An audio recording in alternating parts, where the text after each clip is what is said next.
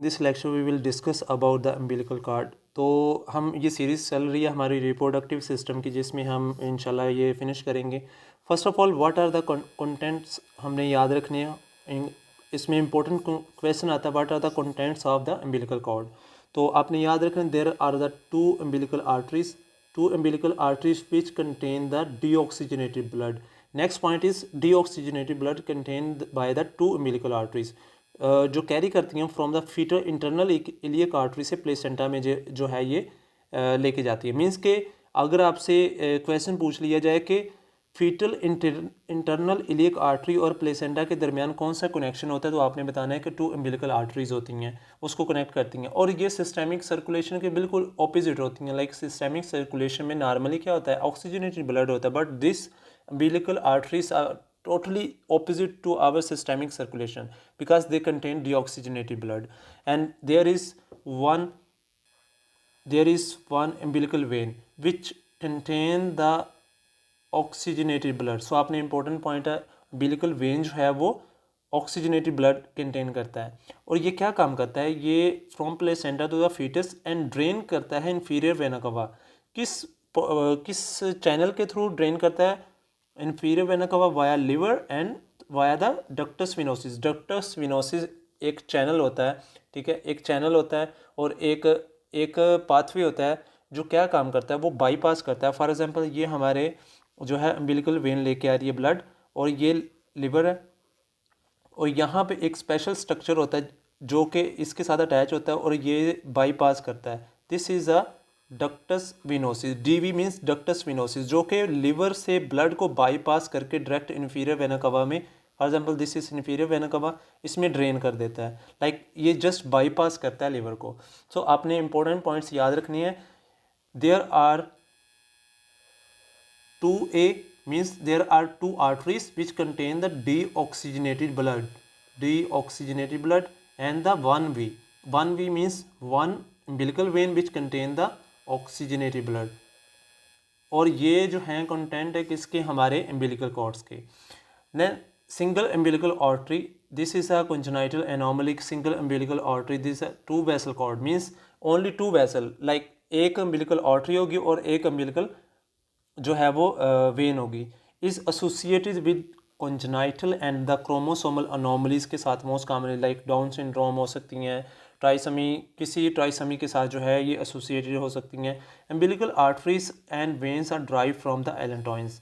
एलेंटॉइंस जो हैं ये यूरेकस बनाती हैं, ठीक है, यूरेकस बनाती हैं, ठीक है, और ये क्लोका से जो है वो ड्राइव होती हैं। तो आपने जस्ट याद रखना है। अगर इस पिक्चर में अगर हम देखें, so these are the amnion. Amnion is the outer covering of the umbilical cord, and also there are the umbilical arteries. Umbilical arteries कितनी हैं, 2 हैं। This one 1 and 2, 1 and 2 umbilical arteries. Next जो है वो वार्टन जेली। वार्टन जेली जो है ये इसकी जो है वो स्ट्रेंथ के लिए, इन आर्टरीज़ को एक अपनी प्रॉपर पोजीशन पे रखने के लिए जो है वो आर्टरीज वेन को वार्टन जेली होती है। नेक्स्ट एम्बिलिकल वेन है। एम्बिलिकल वेन जो है वो ऑक्सीजनेटेड ब्लड कैरी करती है। नेक्स्ट एलेंटॉइंस, ठीक है, ये सेंटर में जो है ये एलेंटॉइंस है, जिससे जो है वो एम्बिलिकल आर्टरीज और वेन जो है वो ड्राइव होती हैं। ये इंपॉर्टेंट क्वेश्चन है, आपसे क्वेश्चन पूछा जा सकता है कि एम्बिलिकल वेन एंड आर्टरीज जो हैं वो किससे ड्राइव होती हैं, तो आपने बताना है एलेंटॉइन से, ठीक है। ये इंपॉर्टेंट क्वेश्चन आपने याद रखना है, इसको स्टेप 1 में से इसके बारे में पूछा जा सकता है। नेक्स्ट हम डिस्कस करेंगे what are the urachus. Urachus is a allantois form the yolk sac and extend into the cloaca, ठीक है। व्हाट इज यूरेकस, यूरेकस जो है वो एलेंटॉइन में कन्वर्ट हो जाता है, ठीक है, और जो है वो एलेंटॉइंस जो है नेक्स्ट yolk sac बनाती हैं and extend into the cloaca. These are the intra abdominal remnants of the allantois is called the urachus. Means कि जो एब्डोमिन के अंदर हमारे जो है वो एलेंटॉइंस का जो रेमिनेंट होता है, ठीक है, उसको हम क्या कहते हैं, उसको यूरेकस कहते हैं। व्हाट इज़ यूरेकस, और आपने याद रखना है ये जो यूरेकस है ये एलेंटॉइन से ड्राइव होता है, ठीक है। ये क्या बनाता है, yolk sac बनाता है, फॉर्म फ्रॉम, और एलेंटॉइंस जो है वो yolk sac से बनता है और ये एक्सटेंड टू क्लोका तक जो है वो एक्सटेंड होता है ये। Next what is urachus? Urachus is just a duct between, जो कि ब्लैडर और एम्बिलिकल कॉर्ड के दरमियान, ये देखें this one is the umbilical cord and this one is bladder, ये ब्लैडर है और ये है एम्बिलिकल कॉर्ड, इसके दरमियान जो है ये एक जो लाइन है इसको हम कहेंगे urachus, this one is the urachus. अगर हम देखें failure of the urachus to इनोवुलेट can lead to the anomalies में इंक्रीज द रिस्क ऑफ कौन से infection, like infection and malignancy. So कौन सी मिलिग्नेंसी होती है? Adenocarcinoma, this is the important point और इम्पोर्टेंट जो है वो स्टेप 1 में क्वेश्चन पूछा जा सकता है। So which malignancy can arise from the remnant of the urachus, तो एडिनोकार्सिनोमा। सो आपने याद रखना है ये एडिनोकार्सिनोमा मोस्ट कॉमनली कहाँ पे होगा, तो ये देखेंगे ब्लैडर के जो है वो डोम पे है। So adenocarcinoma at the dome of bladder, at the dome of bladder, आपने याद रखना है at the dome of bladder, this is the most common site. जो अगर कोई भी कार्सिनोमा या कोई भी मैस है at the dome of bladder, तो आपने याद रखना है it's adenocarcinoma which can arise from the remnant of the urachus.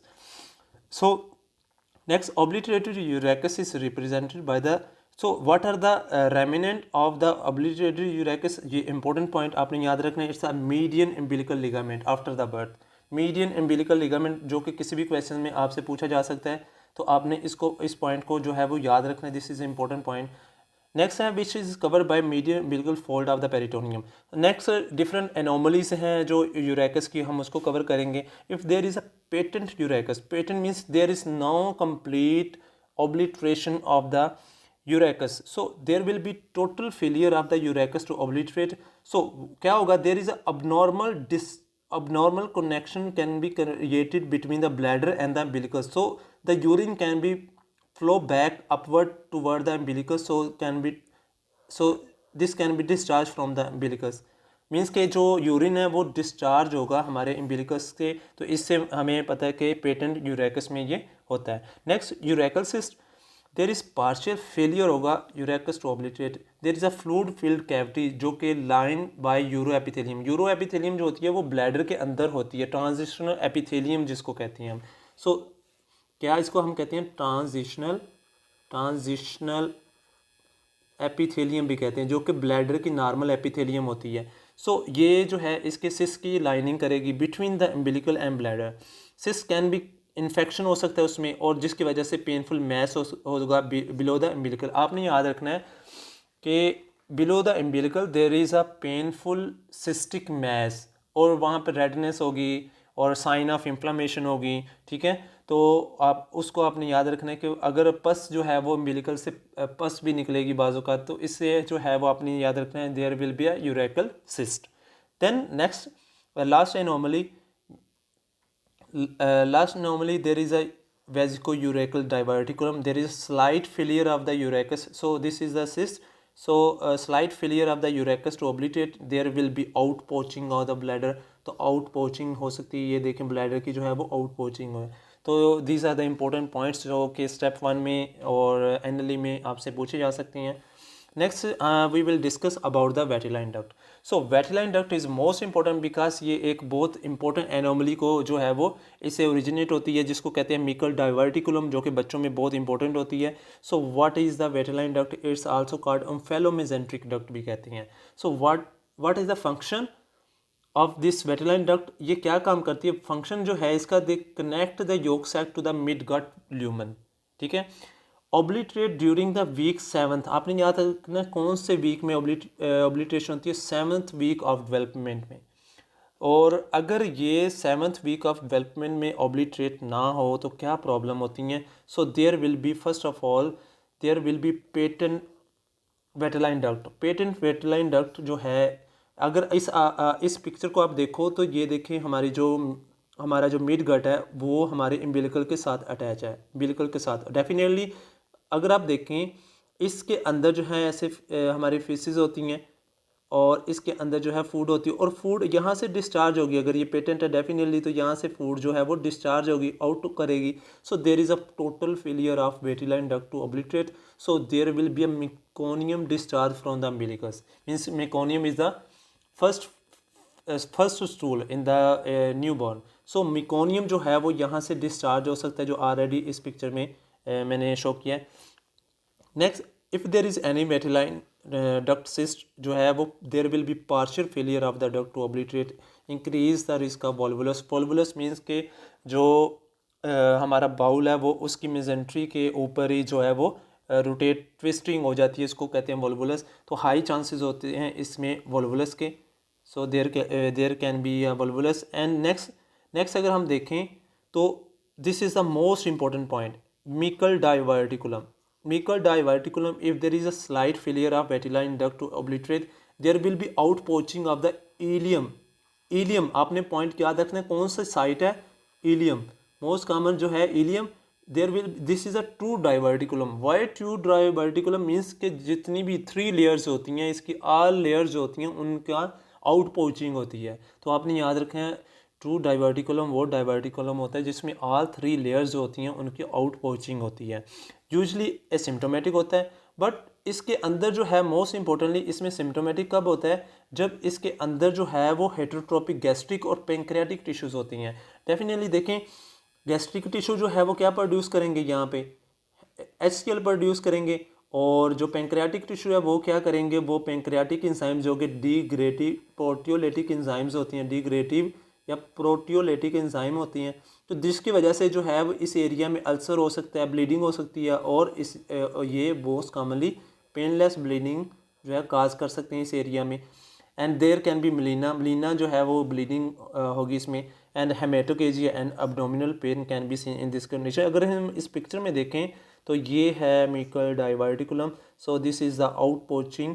तो इसमें अगर नेक्स्ट हम जैसे हम GIT पढ़ेंगे तो उसमें हम रूल ऑफ 2 पढ़ते हैं। 2% पीपल में होता है, 2% जो है वो 2 फीट होता है इलियोसिकल वाल। And also 2 types of the tissues होती हैं, लाइक गैस्ट्रिक और पेंक्रियाटिक टिश्यूज़ होते हैं।